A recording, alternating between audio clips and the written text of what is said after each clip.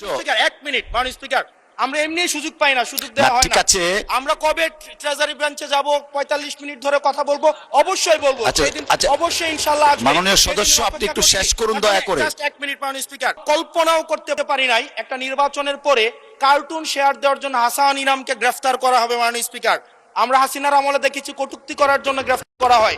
Cartoon share করার কারণে আমাদের চিফ হুইপ মহোদয় আমাদেরকে ইনভাইট করেছিলেন এই সংসদে, যে উনি বলেছিলেন তিমির এবং হাঙ্গর, এটা স্যাটায়ার করে বলেছিলেন, এটা আমরাও বুঝেছি, এটা উনিও বুঝেছেন। কিন্তু মাননীয় স্পিকার, দুঃখজনক বিষয় হচ্ছে যে এই কার্টুনটি শেয়ার করার কারণে আমাদের মাননীয় চিফ হুইপ মহোদয়ের এক কর্মী মামলা করেছে 25 ধারায়। যে মামলা 25 ধারায় যদি সংক্ষেপে বলি, 25 ধারায় রয়েছে যৌন নির্যাতন করা হইলে, সংক্ষেপে বলছি, তাইলে এই ধারায় মামলা করা হবে।